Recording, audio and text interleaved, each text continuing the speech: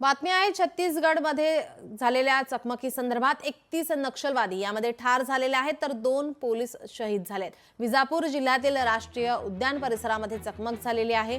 घटनास्थळावरून मोठ्या प्रमाणात विस्फोटक साहित्य जप्त करण्यात आले। या चकमकीमध्ये 2 पोलीस जवान जखमी झाले आहेत। मृत नक्षलवाद्यांची आता ओळख पटवणं सुरू आहे।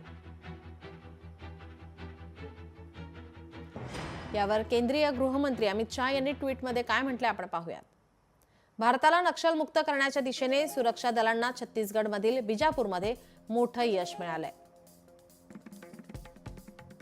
या कारवाईत 31 नक्षलवाद्यांना ठार मारण्यासोबतच मोठ्या प्रमाणात शस्त्रे आणि स्फोटकेही जप्त करण्यात आली। मानवता विरोधी नक्षलवादाचा अंत करताना आपले 2 शूर सैनिक गमावलेत। हा देश या वीरांचा नेहमीच ऋणी राहील। शहीदांच्या कुटुंबियांबद्दल मनापासून संवेदना व्यक्त करतो। 31 मार्च 2026 पूर्वी देशातून नक्षलवादाचे उच्चाटन करू।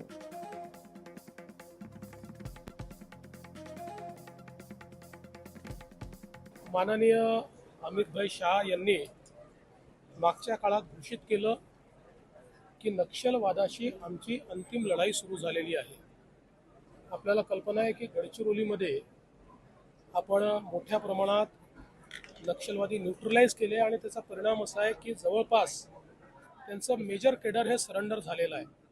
तसंच आता छत्तीसगडमध्ये सुरू आहे, तसंच आता झारखंड आणि ओरिसामध्ये देखील चालू आहे, खाली तेलंगणातही चालू आहे। माझं मत असं आहे की आजची ही जी कारवाई आहे या कारवाईमुळे नक्षलवादाचं कंबरडं मोडलं जात आहे आणि निश्चितपणे नक्षलवाद पूर्णपणे समूळ नष्ट करण्याचं जे आपण ठरवलेलं आहे त्याच्याकडे एक महत्त्वाचं पाऊल यातनं आपण उचललेलं आहे।